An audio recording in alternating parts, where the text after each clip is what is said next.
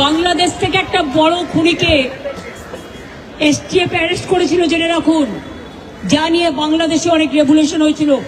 অন্য দেশের কথা আমি বলছি না, আমার বলার অধিকার নেই, কিন্তু আমি যেটা বলছি পয়েন্টটা। তারপরে তারা মেঘালয় দিয়ে বাংলায় চলে আসে। বাংলায় যখন চলে আসে তখন আমাদের এসটিএফ তাকে ধরে, এটা তাদের ক্রেডিট।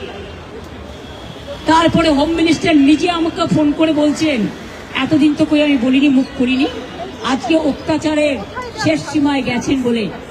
কারণ এটা জানে, আমি এখনো নামটা বলছি না ভদ্রতা করে, বাংলাদেশের লোক উত্তাল হয়ে যাবে। আমি সেটা চাই না, আমি দেশকে ভালোবাসি না, বলবো না দেশের স্বার্থে। কি বললেন? आप थोड़ा आपको बंगाल पुलिस को बोल दो ये बात बाहर में नहीं कहने के लिए, एक देश के लिए है। কাকে দিয়ে খুন করিয়েছিলেন, কার কার নাম বেরিয়েছিল? আজ গভর্নমেন্ট চেঞ্জ হলেও মনে রাখবেন, আমি তো সবটাই জানি। আমার হৃদয়টাই একটা কথা ভান্ডার, তথ্য ভান্ডার, সত্য ভান্ডার। আমি তো সম্পদের ভয়ে কর্মীদের জলে ভাসিয়ে দিয়ে দল ছেড়ে চলে যাব না। আমার তো এক সেকেন্ড লাগতো। আমাকে তো কতবার বলেছে क्या चाहिए हर कुछ कर देंगे। কালার এক্সপার্ট এবং ডার্ক স্যাপ সমৃদ্ধ অরিক্স অ্যাডভান্স ডিটারজেন্ট পাউডার আপনার লন্ড্রি এক্সপার্ট। अगर आप हमको मदद करेंगे तो শুনুন, আমাদের পার্টির একটা নীতি আছে, আদর্শ আছে, দর্শন আছে। আজকে আমার দুঃখ একটাই, যাদের জন্য সারা জীবন করেছি তারা আজকে গদ্দারের সাথে লাইন করছে।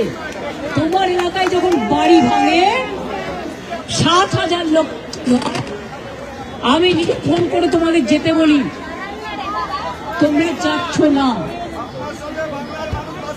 দাঁড়াও ভাই, একটু চুপ করো। আমি আপনাদের বলি, আমি বলেছিলাম যখন মসজিদের মাইক কেড়ে নেওয়া হচ্ছিল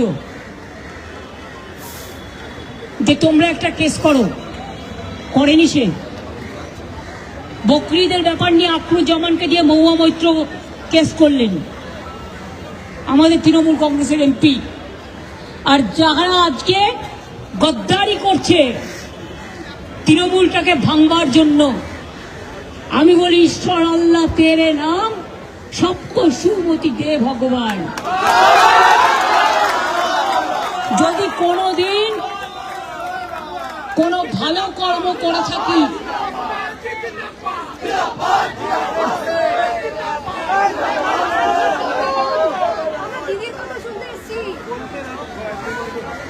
যদি কোনোদিন কোনো ভালো কাজ করে থাকি, কর্মই ধর্ম মাথায় রাখবেন, সেটা মেনে চলবো। কালার এক্সপার্ট এবং ডার্ক স্যাপ সমৃদ্ধ অরিক্স অ্যাডভান্স ডিটারজেন্ট পাউডার আপনার লন্ড্রি এক্সপার্ট।